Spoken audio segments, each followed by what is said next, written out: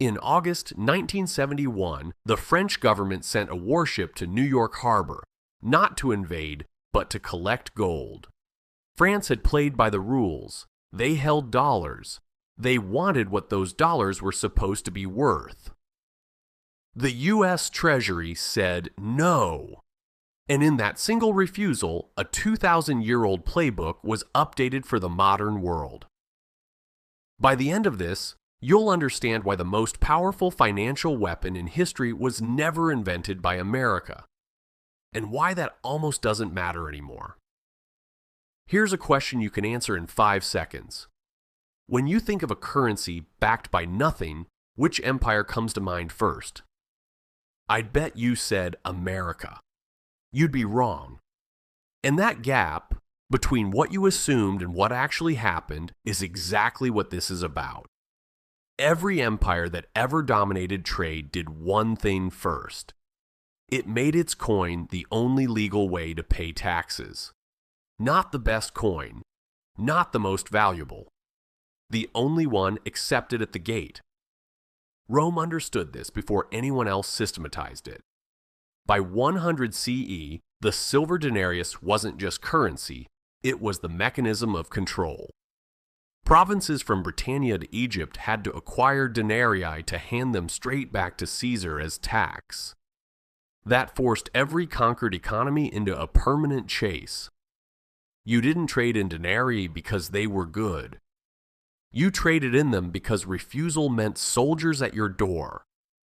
This is the part I got wrong for years. I assumed Rome's power came from military conquest. It didn't, not primarily. The legions enforced the system, but the system itself was financial. The coin came first. The sword came second. Once you see that sequence, you can't unsee it in every empire that followed. We'll come back to exactly how that sequence was perfected. But the next step wasn't Rome's. It was a nomadic empire that most people underestimate. Picture a Mongol tax collector in 1262 standing outside a merchant's stall in what is now northern China. The merchant offers silver. The collector shakes his head and points to a rectangle of pressed mulberry bark, the chow, Kublai Khan's paper currency. The merchant knows the paper holds no intrinsic value. The collector knows the merchant knows. Neither of them says it out loud because saying it out loud carried a specific consequence: execution. That is not metaphor. The Yuan dynasty under Kublai Khan issued formal edicts making refusal of chow a capital offense. Marco Polo documented this in the 1270s, a Western observer genuinely stunned that an entire empire ran on enforced paper. He called it a kind of alchemy. It wasn't alchemy, it was coercion dressed as currency. There's a second factor here that most histories skip, and it's stranger than the execution edicts. The Mongols didn't just punish refusal, they actively destroyed competing stores of value, melting down gold and silver held by merchants to eliminate the alternative. The threat wasn't just use our paper, it was there is nothing else left to use. Here's what almost no financial history textbook mentions. The Song dynasty invented paper money in 1023 CE. But they backed it with iron reserves, published the backing publicly, and limited circulation. It worked. For 2 generations, it genuinely worked. Then the Jurchen invasions hit, war costs exploded, and the government did what every government under pressure does. It printed more than it had. By 1160, song paper had lost roughly 70% of its value. Invention without discipline is just a slower collapse. The Mongols inherited that lesson and ignored it on purpose. They didn't need the paper to hold value. They needed it to hold power. That distinction is everything. Self-correcting. Actually, scratch that. It's not just everything. It's the only thing that explains what Britain did next and what America perfected after that. If you're finding this useful, And I hope you are. Hit subscribe before we get to the part that connects Rome, the Mongols, and the dollar to a deal made in a Saudi palace in 1974. That's where this gets genuinely uncomfortable.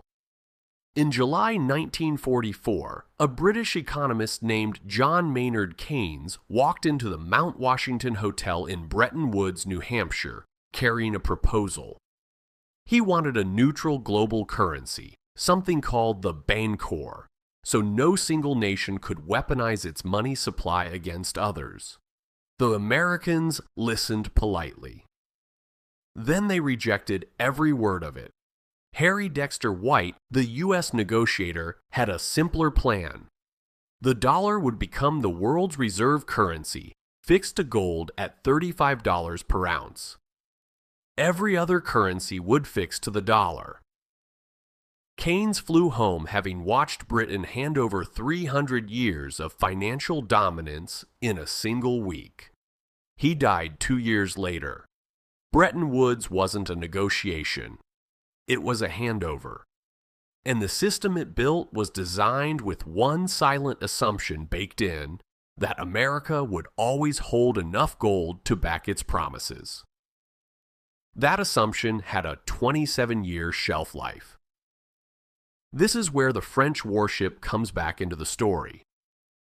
So why didn't the dollar collapse in 1971 the way the song paper collapsed in 1160? Most people assume it's because America was militarily powerful. That's the wrong answer, or at least it's incomplete. Rome was militarily powerful too. The Mongols were militarily terrifying. Both of their currencies eventually failed. Raw force alone has never been enough to sustain a financial system long term. What's different about the dollar isn't the army behind it. It's what the army protects. In 1974, the Nixon administration struck a deal with Saudi Arabia. American military protection for the House of Saud in exchange for one binding condition. All Saudi oil would be sold exclusively in US dollars. Oil did what gold could no longer do. Every nation that needed energy, which is every nation, now needed dollars first. The French warship became irrelevant overnight. You can live without gold. You cannot run a factory, a hospital, or an army without oil. Here's the thing Rome never managed, the Mongols never achieved, and Britain lost the moment it ran out of navy. America made its debtors into its defenders. Consider two facts side by side.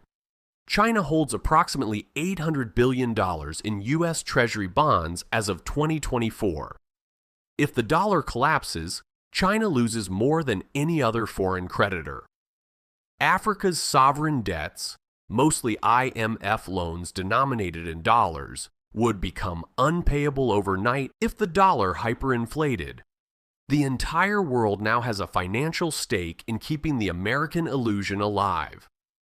That word, illusion, is the one I used at the start. This is where it lands. Rome's citizens revolted when they noticed the denarius had been debased. America's masterstroke wasn't avoiding debasement.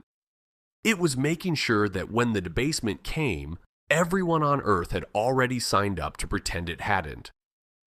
This is not an accident. Every empire in this story fell the same way. The moment its subjects found a better option, the currency died.